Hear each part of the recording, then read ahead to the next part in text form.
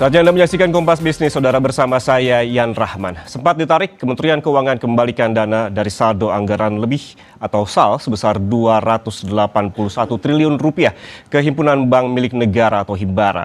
Penempatan ini diperpanjang hingga akhir Desember 2026. Usai rapat dengan pimpinan DPR RI membahas upaya mitigasi stabilitas ekonomi, Kementerian Keuangan mengungkapkan pemerintah akan mengembalikan dana pemerintah yang ada di Bank Sentral ke Himbara.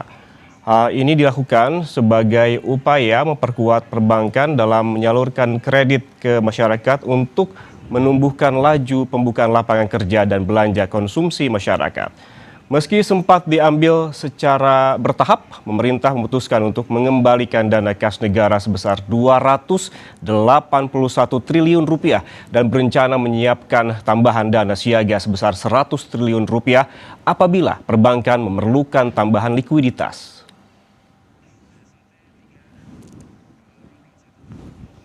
Setelah dievaluasi, diambil kesimpulan bahwa dana pemerintah di perbankan akan dikembalikan lagi. Yang kemarin 281 triliun akan dikembalikan lagi 281 triliun dan diperpanjang hingga akhir 2026, Desember 2026. Di samping itu ada tambahan 100 triliun sebagai standby in case diperlukan dan memang perbankan masih memerlukan likuiditas untuk menyalurkan kredit. Sebelumnya, Saudara, Menteri Keuangan Purbaya Yudisadewa bilang ini akan kembali menempatkan saldo anggaran lebih atau SAL di Bank Milik Badan Usaha Milik Negara atau Bank Himbara. Hal ini dilakukan setelah dana sempat ditarik kembali oleh pemerintah. Menurutnya, penyuntikan kembali dana SAL perlu dilakukan setelah bank-bank Himbara melaporkan sudah mengalami kekeringan likuiditas. Yang masalah Himbara, ada yang ribut kemana, siapa yang nanya ya? Ada yang nanya tuh, itu kan di sana udah mulai kekeringan likuiditas. Saya bilang ke mereka, saya akan kembalikan lagi uang pemerintah ke Himbara, bahkan saya tambah, tadinya 200 tambah saya tambah 100, nanti ada yang 100 sampai 75 sampai 100 lebih fleksibel. Jadi akan cukup likuiditas di sektor perbankan kita. Jadi harusnya bunga di pasar akan turun, ekonomi siap lari lagi. Sebelumnya, Saudara, pada September 2025, selang beberapa hari saja usai dilantik, Menteri Keuangan Purbaya Yudisadewa menyalurkan dana SAL yang merupakan anggaran kas negara yang disimpan oleh Bank Indonesia. Dengan rincian BRI, Mandiri, dan BNI sebesar 55 triliun rupiah, BTN 25 triliun rupiah, dan BSI sebesar 10 triliun rupiah. Sementara pada Maret 2026, pemerintah kembali menyuntikkan dana sebesar 100 triliun rupiah, namun tidak dirinci seperti apa penempatannya. Hal itu dilakukan demi meredam kenaikan imbal hasil surat utang imbas eskalasi Timur Tengah yang kian memanas.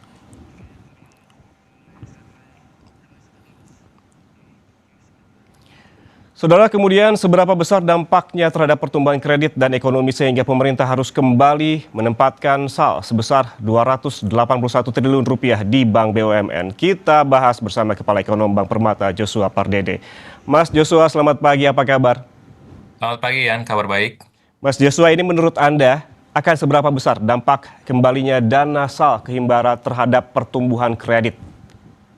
Ya, kami melihat memang ini jalur dari dampak dari penempatan kembali ya saldo anggaran lebih pemerintah di bank-bank Himbara ini memang ada melalui 3 jalur ya. Yang pertama adalah jalur pendanaan ya, di mana ketika dana SAL ini kembali ke Himbara tentu bank-bank Himbara mendapatkan sumber dana murah yang tidak perlu lagi diperebutkan di pasar, sehingga tekanan untuk menaikkan bunga deposito ini juga bisa dapat diredam gitu ya, sehingga special rate yang juga cukup menjadi concern dari Bank Indonesia ini pun juga bisa diredam. Yang kedua adalah melalui jalur kapasitas, meaning adalah dengan likuiditas yang lebih besar Himbara juga yang seperti diharapkan oleh Kementerian Keuangan ini bisa memberikan ruang yang lebih luas untuk menyalurkan kredit ya tanpa mengorbankan juga rasio kecukupan modal dan juga menekan rasio likuiditasnya ke titik yang lebih berisiko.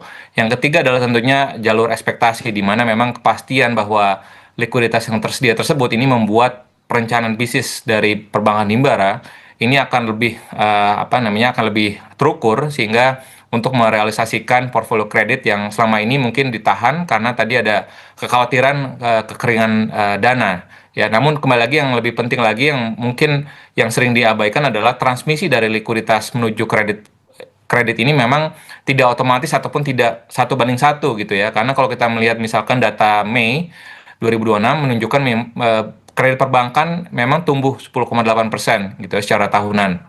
Naik signifikan dari bulan sebelumnya masih single digit gitu dan ini pertumbuhan ini memang menjanjikan di atas permukaan gitu. Tapi kalau kita telusuri lebih dalam lagi, sebagian besar lonjakan kredit ini tumbuhnya di segmen korporasi gitu ya, masih double digit gitu. Artinya manfaat likuiditas SAL ini lebih mengalir ke sektor-sektor korporasi yang besar dan proyek-proyek investasi yang berskala besar, bukan ke lapisan ekonomi yang membutuhkan dukungan dari akses kredit, misalkan tadi kredit UMKM seperti itu. Ini lebih ke korporasi dan juga kita garis bawahi ada 3 hal begitu yang terkait dengan pendanaan, kapasitas dan juga ekspektasi. Tapi kalau kita review sebelumnya, Mas Joshua, ini kan pada September 2025 Himbara disuntik 200 triliun. Kemudian Maret ditambah sebesar 100 triliun, hampir 10 bulan setelah diinjek SAL. Apakah Anda melihat ada dampak yang signifikan? Ya, kalau kita lihat dari sisi positifnya memang kredit perbankan udah mulai bergerak ya dari yang pertumbuhan yang relatif stagnan di kisaran 7 hingga 8%, ya ini pasca September 2025 ini menuju ke pertumbuhan double digit gitu ya, sesuai dengan ekspektasi dari Menteri Keuangan bahwa pertumbuhan kredit ini berpotensi untuk mencapai 13 hingga 14% kalau tadi likuiditasnya terjaga.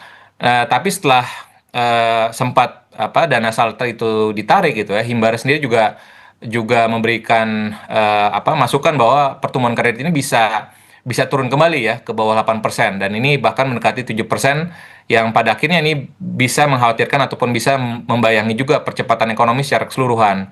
Namun kembali lagi dari sisi distribusi manfaat ya, kalau kita lihat ini hasilnya belum merata. Artinya memang kredit UMKM per Mei ini masih tumbuh flat ya 0,6% secara tahunan. Dengan kredit modal kerja UMKM pun juga masih terkontraksi ya 4,5%. Meskipun memang rasio-rasio likuiditas ya AL per DPK di bulan April itu masih terjaga ya.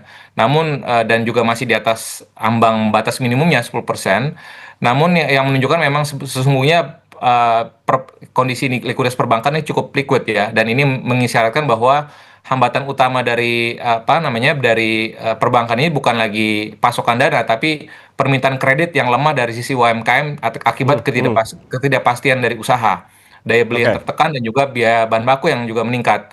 Dan ini tentunya dampak dari penempatan SAL ke UMKM ini tidak bisa optimal hanya dalam waktu 6 bulan karena siklus usahanya pun juga berputar dalam mungkin lebih panjang lagi waktunya. Oke, sebelum kita lebih jauh membahas terkait dengan bagaimana dampaknya terhadap UMKM yang juga jadi perbincangan di bulan sebelumnya begitu terkait dengan remunerasi, Mas Joshua. SAL yang ditempatkan di Himbara sempat ditarik lagi dengan iming-iming menaikkan remunerasi dari Bank Indonesia. Apakah keputusan mengembalikan dana SAL ke Himbara ini artinya lebih efektif dan menjanjikan dibandingkan dengan bunga yang dibayarkan oleh Bank Indonesia? Ya, memang kalau kita melihat dari kalau ini kan berdasarkan kesepakatan dengan DPR ya yang dimoderasi oleh Pak Dasko dan juga dihadiri juga oleh Pak Gubernur BI dan juga Pak Menkyu ya tanggal 6 Juni yang lalu. Ini juga menunjukkan bahwa sebenarnya sudah ada kesepakatan ya bahwa ada remunerasi yang akan dinaikkan ya dengan ada penempatan di Bank Indonesia dengan harapan tadi dalam hal pengelolaan likuiditas rupiah ini IDR kita ini bisa lebih dikelola dengan lebih baik lagi oleh Bank Indonesia. Namun kembali lagi kalau kita melihat tadi bahwa remunerasi ini bukan semata-mata remunerasi mungkin ya, karena kembali lagi tadi kalau kita melihat apa yang disampaikan juga sebelumnya dalam tayangan sebelumnya ya yang disampaikan oleh Pak Menkyu adalah bahwa likuiditas di Bank Himbara pun juga mungkin sudah mulai menyusut ataupun sudah mulai mengetat dengan cukup signifikan gitu ya. Jadi bukan dalam artian karena hanya masalah remunerasi yang mungkin kurang gitu, tapi menurut saya ini lebih karena pemerintah memastikan bahwa likuiditas Bank Himbara ini jangan sampai mengetat cukup tajam gitu ya, sehingga dikhawatirkan nanti akan bisa mempengaruhi juga ya suku bunga di pasar, dan pada akhirnya transmisinya makin cepat ya dari sisi kenaikan suku bunga BI yang sudah kita lihat saat ini 1%, ini akan bisa ditransaksikan kepada kecepatan pada kenaikan suku bunga kreditnya juga bisa lebih cepat gitu, sehingga ini khawatirnya nanti akan bisa berdampak dampak dari kenaikan suku bunga BI ini pun juga bisa lebih dalam ya kepada pertumbuhan ekonomi yang mungkin ini menjadi concernnya dari Kementerian Keuangan sebagai otoritas fiskal gitu ya. Sementara itu dari sisi otoritas moneternya tentu ini kembali lagi kesepakatan di tanggal 6 Juni yang lalu tersebut ini menjadi tanggal 9 Juni yang lalu pun juga jadinya jadi harus dikonsolidasikan lagi gitu ya, karena bagaimana upaya-upaya Bank Indonesia untuk menjaga nilai tukar rupiah pun juga yang dimana 1-2 hari terakhir ini pun juga kembali melemah gitu ya, sehingga artinya ini yang harus kita lihat lagi bagaimana fokus dari Bank Indonesia, apakah terus mendukung likuiditas ataupun tadi menjaga nilai tukar rupiah untuk stabil di jangka pendek ini.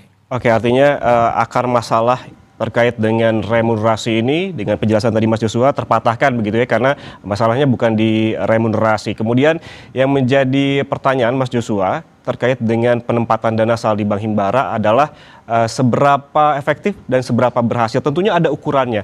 Apa ukuran keberhasilan dari kebijakan ini? Namun kita bahas usai jeda. Mas Joshua, tetaplah bersama kami di Kompas Bisnis.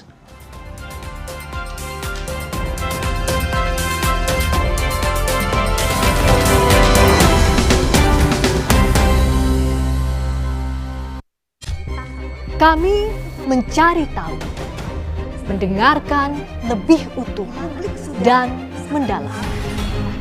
Kami mempertanyakan rasa keadilan. Klarifikasi. Masa kita saling melengkapi bisa menyuarakan apa yang menjadi rosonya publik. Kami, Rosi. Ruang OPD. Sumber informasi.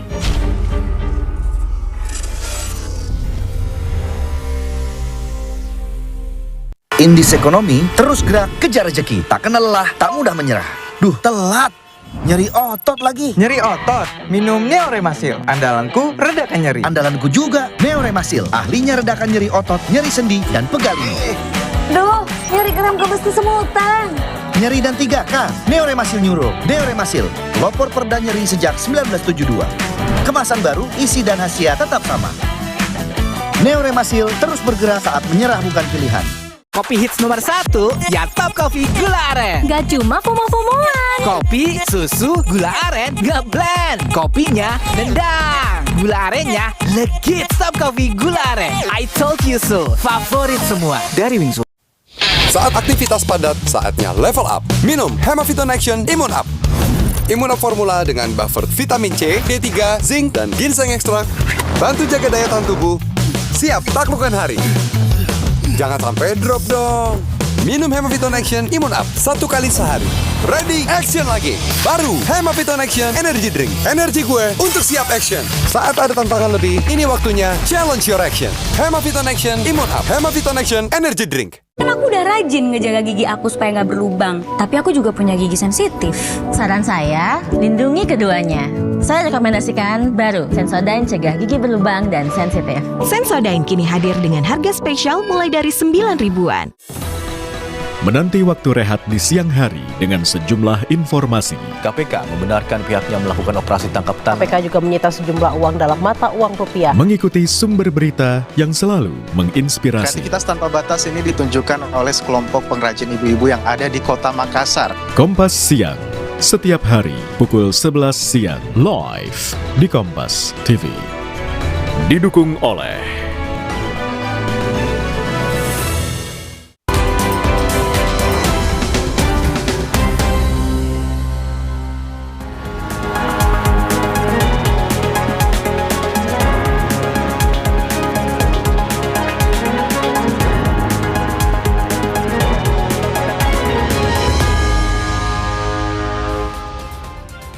Anda masih bersama kami di Kompas Bisnis, Saudara, dan kita lanjutkan kembali pembahasan terkait dengan dana SAL sebesar 281 triliun rupiah yang kembali ditempatkan di Bank BUMN bersama Kepala Ekonom Bank Permata Joshua Pardede. Mas Joshua, terkait dengan ukuran keberhasilan, sebetulnya apa sih ukuran keberhasilan dari kebijakan ini?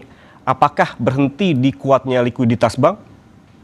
Ya, sebaiknya memang kita jangan berhenti di dalam kondisi likuiditas saja ya, karena memang itu kembali lagi ya, kalau kita melihat dalam hal ini, yang perlu menjadi ukuran yang sebenarnya adalah apakah memang pertama, apakah kredit baru yang tersalurkan ini benar-benar merupakan pembiayaan baru yang menggerakkan produksi, bukan sekedar pembiayaan ulang ya, ataupun refinancing ya. Yang kedua adalah apakah suku bunga kredit yang pada bulan Mei saat ini yang lalu itu berada di kisaran 8,7%, ini mengalami penurunan yang cukup nyata yang bisa dirasakan oleh pelaku usaha. Yang ketiga, apakah kredit UMKM juga bangkit ya dari yang saat ini flat 0,6% dan juga kredit modal kerja UMKM masuk sudah dalam kontraksi 4,5%. Apakah ini sudah akan ada perbaikannya? Dan berikutnya juga adalah apakah kredit yang mengalir ke sektor-sektor yang menyerap tenaga kerja ini seperti industri pengolahan, pertanian, konstruksi perumahan, perdagangan, dan juga logistik, ini apakah sudah mengalir ke sektor-sektor tersebut? Karena pada kenyataannya kalau kita lihat data PMI yang juga dirilis oleh S&P kemarin menunjukkan bahwa di bulan Juni itu mencatatkan penurunan penyerapan tenaga kerja dengan laju paling tajam sejak September 2021, dan ini merupakan warning yang cukup jelas ya, cukup nyata bahwa kredit yang tumbuh double digit tersebut ini belum berbanding lurus ya dengan penyerapan tenaga kerja. Dan kalau kondisi ini terus berlanjut, artinya kebijakan SAL ini ya dalam hal likuiditas perbankan cukup berhasil, tapi dalam hal bagaimana dampaknya kepada ekonomi dan khususnya pada sosial ekonomi ini juga belum kelihatan signifikan gitu ya. Dan perlu kami highlight sekali lagi bahwa karena SAL ini adalah cadangan fiskal negara dan bukan dana abadi untuk tadi memperbesar kredit perbankan gitu ya. Dan yang harus kita tekankan lagi adalah penggunaan SAL yang terlalu agresif ini juga bisa menambah tekanan permintaan tanpa memperbaiki sisi produksi. Jadi artinya ini yang harus kita cermati juga bahwa penempatan dana SAL di perbankan himbara ini jangan dinormalisasi seperti itu ya, sehingga ini harus juga diberikan batasan gitu ya. Betul, sehingga tadi kembali lagi jangan dan perlu diberikan ukuran-ukuran tadi itu supaya dibuktikan gitu ya, agar tadi dampaknya juga bisa dirasakan oleh masyarakat luas khususnya kepada UMKM dan juga masyarakat menengah ke bawah. Oke, kalau ngomongin batasan berarti lebih penting mana, batasan waktu atau batasan nominal yang perlu dilakukan? Ya, saya pikir memang kembali lagi kalau melihat dalam hal ini juga dalam hal ini jadi serba sulit memang ya. Kalau dalam hal ini kalau kita bicara likuiditas yang mengetat tentu nanti akan bisa berdampak juga kepada industri gitu. Tapi di sisi lainnya bagaimana manfaat realnya yang juga belum bisa dirasakan. Memang ini kita pun juga belum bisa menentukan ya, Mas Ian, bahwa apakah dalam hal ini jangka waktunya, apakah dalam jumlahnya gitu ya. Tapi mungkin yang bisa kita lihat saat ini adalah supaya tadi perbankan himbara pun juga jangan sampai tadi complacent ya dengan adanya penempatan dana SAL ini gitu ya, sehingga ini juga harus dinormalisasikan gitu ya, sehingga kondisi real yang terjadi, karena tadi kembali lagi kalau misalkan ada belanja-belanja yang urgent gitu ya dari sisi pemerintah yang harus di disburse gitu ya, sehingga ya tentu prioritasnya kembali lagi ya bukan untuk memperkuat likuiditas perbankan khususnya perbankan himbara gitu, karena kembali lagi dampaknya tadi belum begitu kelihatan kepada ekonomi real masyarakat gitu ya, sehingga kembali lagi saya pikir memang dua ukuran itu baik dari sisi jangka waktu dan juga nominalnya memang tetap harus dikaji secara berkala oleh Kementerian Keuangan tadi agar lebih terukur dan juga lebih tepat sasaran. Oke, Mas Joshua, kalau demikian jadi sebetulnya siapa yang paling diuntungkan dengan penempatan SAL di himbara? Karena seperti ada sebutkan tadi, pertanyaan besarnya apakah dana sebesar ini mengalir menjadi kredit produktif bagi UMKM, petani, nelayan juga yang masih belum terjawab. Apakah ini korporasi seperti Anda jelaskan di segmen sebelumnya? Ya, sepertinya demikian ya, karena kalau kita melihat tadi dari sisi pertumbuhan kondisi likuiditas perbankan masih terjaga dari sisi permukaannya, namun tadi pertumbuhan kredit yang double digit tadi itu kelihatannya masih mengalir kepada sektor-sektor ataupun segmen korporasi yang besar-besar gitu ya. dan kita juga perlu melihat lagi lebih dalam lagi apakah sektor-sektor ataupun segmen korporasi tersebut ini berdampak signifikan ataupun memiliki dampak multiplier efek kepada masyarakat. Itu juga harus dikaji ulang lagi gitu ya, karena kalau memang tidak ada dampaknya, artinya kan ya kembali lagi, artinya dengan sendirinya kalau tadi Kementerian Keuangan mendukung bahwa ini bisa mendorong pertumbuhan ekonomi, artinya ya dalam artian bahwa dampak kontribusi dari UMKM ya dan juga masyarakat menengah itu tidak berdampak signifikan kepada perekonomian gitu ya. Dalam artian berarti ini jadinya kontradiksi gitu ya pernyataannya gitu ya. Karena kembali lagi kalau kita melihat faktanya bahwa justru UMKM lalu juga konsumsi masyarakat kelas menengah itu berkontribusi paling besar kepada perekonomian. Dan ya kembali lagi kita balik lagi kepada angka pertumbuhan ekonomi, apakah itu juga real gitu ya, karena yang dirasakan oleh masyarakat kelas menengah dan juga UMKM itu tidak sepenuhnya mencerminkan angka tersebut gitu ya. Kembali lagi ini jadinya semuanya jadi tidak konsisten gitu ya, sehingga makanya ini harus dikaji ulang lagi dalam hal ini bagaimana tingkat produktivitas dari penempatan sal ini, dan juga tadi bagaimana khususnya dalam hal ini belanja-belanja pemerintah ya, agar tadi bisa tepat sasaran, dan juga karena kuncinya memang dalam hal ini adalah bagaimana fiskal berperan penting dalam kondisi di tengah gejolak global dan juga masih adanya headwinds dalam domestik sendiri gitu ya, sehingga kita perlu melihat dengan lebih objektif lagi bagaimana fiskal ini benar-benar harus bisa berdampak signifikan ya untuk bisa mendorong tadi ekonomi masyarakat. Oke, fiskal sangat berperan penting untuk mendorong ekonomi masyarakat. Tapi pertanyaannya Mas Joshua, agar UMKM, petani, nelayan, sektor real seperti yang Anda sebutkan tadi, bagaimana ini bisa mendapatkan manfaatnya? Apa yang perlu dilakukan? Apakah penempatan sal di Himbara harus disertai juga dengan kontrak kinerja? Ya mungkin itu yang harus dicontoh juga ya oleh Kementerian Keuangan, karena kalau kita merefleksikan apa yang insentif yang sudah diberikan oleh Bank Indonesia, KLM itu kan memang Bank Indonesia juga sudah memberikan memberikan guidance gitu ya, sektor-sektor mana saja yang diarahkan oleh perbankan, bisa diarahkan oleh perbankan untuk dalam hal ini penyaluran kredit. Karena kalau hanya dibebaskan saja begitu saja gitu ya, artinya ya perbankan Himbara ini bisa aja menyalurkan kredit kepada sektor-sektor padat modal yang dampaknya kembali lagi tidak akan signifikan. Dan justru tadi karena PMI manufacturing tadi kita lihat di bulan Juni sudah kontraksi gitu ya, artinya ini potensi untuk terjadinya penurunan jam kerja buruh, tenaga kerja, dan juga potensi terjadinya PHK ini makin besar sekali gitu ya, sehingga ini yang harus direview lagi. Dalam hal ini jangan sampai tadi tidak ada batasan ya, khususnya dalam hal ini sektor-sektor mana saja yang diberikan agar tadi perbankan pun juga bisa mendapatkan guidance gitu ya, dan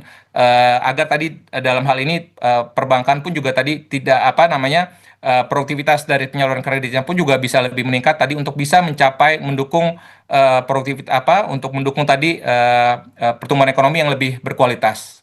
Atau sebetulnya Mas Joshua, kita sebetulnya tidak terinformasi dengan jelas terkait dengan seberapa efektif penempatan dari sal di Himbara itu terkait dengan dampaknya termasuk kepada UMKM dan juga sektor real. Jadi artinya seberapa penting sih pemerintah termasuk BI dan juga OJK secara transparan dan juga berkala untuk menjelaskan kepada publik terkait biaya dana, imbal hasil, hingga juga dampak terhadap ekonomi real? Ya, ini makanya semestinya ada kajian ya dari khususnya dalam hal ini Kementerian Keuangan, karena kan yang memiliki dana salnya kan tentu ke Kementerian Keuangan. Ya, artinya kalau misalkan produktivitasnya rendah, ya harusnya dikaji ulang dan ditarik gitu ya, dan tidak ada ya perlu dinormalisasi karena gitu ya, karena sekalipun memang tadi dampaknya tentu likuiditas gitu, tapi kembali lagi karena kan makanya mana ini yang harus diprioritaskan, likuiditas kah atau atau dampaknya gitu ya, ukurannya mana gitu. Karena kalau kita hanya melihat kepada likuiditas saja dan tanpa memiliki dampak kepada sektorial, karena memang kembali lagi aktivitas ekonomi dalam beberapa bulan terakhir ini masih cukup mengkhawatirkan gitu ya, sehingga ini yang harus dilihat lagi bahwa dalam hal ini ukuran dampak dari terhadap ekonomi realnya itu harus dilihat lebih besar lagi gitu ya, ketimbang kondisi likuiditas gitu ya, karena ini yang harus karena kalau kita bicara likuiditas semestinya ya, kalau kita bicara KBMI 4 dibandingkan KBMI 3 dan 2 dan 1, tentunya akses pendanaannya jauh lebih banyak peluang-peluangnya gitu ya. Jadi artinya jangan hanya mengandalkan dana asal saja gitu ya. Sehingga ini yang harus kita lihat lagi bahwa jangan dinormalisasi, karena kembali lagi ini dana asal ini adalah cadangan fiskal negara dan bukan dana abadi untuk memperbesar kredit perbankan gitu ya. Ini yang harus dipahami secara betul, dan karena kembali lagi kalau ekonominya tumbuh, kalau fiskalnya produktif gitu ya untuk bisa menggerakkan ekonomi rakyat, pendapatan real masyarakat meningkat, tentu kan pendapatan masyarakat meningkat, tabungan masyarakat juga meningkat, sehingga likuiditas perbankan pun juga semestinya tidak akan mengetat gitu ya, sehingga perbankan himbara pun juga tidak perlu khawatir ya kalau ekonominya benar-benar muter ya. Tapi kalau misalkan tadi angkanya pertumbuhan ekonomi tersebut ini tidak real gitu ya, sehingga ininya kita jadi bertanya-tanya semua gitu ya, apakah kenapa jadi khawatir semua pada akhirnya gitu. Kalau misalkan ekonominya tumbuh tinggi kan berarti kan uang di masyarakat yang beredar kan cukup banyak gitu ya. Dan ini sebenarnya jadinya kembali lagi yang tadi kami sampaikan bahwa semuanya jadi kontradiktif seperti itu. Oke, jadi juga turut dipertanyakan oleh Anda ya terkait dengan angka-angka ekonomi. Mas Joshua, ini terakhir, Menteri Keuangan Purbaya bilang suntikan ke Himbara jadi satu-satunya mesin untuk pertumbuhan ekonomi saat ini. Apakah Anda sepakat atau sebetulnya ada hal lain yang bisa dimaksimalkan? Ya, kembali lagi kalau kita bicara dalam hal ini dari sisi demand kredit ya, itu masih relatif terbatas ya. Itu yang harus dipahami juga ya, bahwa kredit itu ada sisi permintaan dan juga sisi penawaran, yang dimana kalau kita lihat dalam kondisi terjadi shock dari global seperti kemarin terjadi pandemi dan juga saat ini terjadi gangguan harga energi yang meningkat dan juga inflasi yang meningkat, tentu ini akan mempengaruhi juga permintaan ya, permintaan kredit khususnya, karena aktivitas ekonomi sudah kita lihat sudah mulai terjadi perlambatan gitu ya, sehingga dan ini tidak bisa dipaksakan permintaan kredit itu meningkat. Artinya harus disimulasi dalam hal ini oleh kebijakan fiskal yang produktif. Nah, bagaimana kebijakan fiskal itu produktif? Ya makanya sebaiknya dana asal itu dialokasikan tadi untuk misalkan untuk memberikan insentif kepada sektor usaha padat karya ya, agar tadi untuk bisa tadi menjaga supaya tadi jangan sampai terjadi PHK, untuk bisa meningkatkan daya saing dari UMKM kita, untuk bisa meningkatkan tadi daya saing dari industri manufaktur kita gitu ya, sehingga banyak hal yang bisa dialokasikan anggaran fiskal kita, APBN kita ya, dibandingkan misalkan ya sekarang pemerintah lagi mengkaji misalkan MBG dan juga program-program prioritas lainnya, dan ini saya pikir tepat sekali. Artinya ada skala prioritas yang lebih penting lagi tadi untuk bisa menggerakkan ekonomi secara lebih real gitu ya, sehingga nanti harapannya kondisi likuiditas dan juga pertumbuhan kredit pun juga akan dengan sendirinya bekerja secara positif dengan ke arah yang lebih baik lagi. Sehingga yang lebih penting tadi adalah bagaimana supaya dari sisi transparansi dan juga dalam hal ini produktivitas dari sisi belanja fiskal pemerintah ini benar-benar harus terukur dan lebih ditingkatkan lagi. Oke, ada beberapa poin yang bisa kita ambil dalam perbincangan pada hari ini terkait dengan SAL. Artinya jangan hanya mengandalkan dana SAL, dan juga apabila ekonomi tumbuh tentunya likuiditas perbankan juga tidak mengetat, dan tentunya juga harus ada skala prioritas terkait SAL ini terutama untuk sektor industri padat karya. Terima kasih Kepala Ekonom Bank Permata Joshua Pardede atas penjelasannya di Kompas Bisnis hari ini. Sehat selalu, Mas. Terima kasih.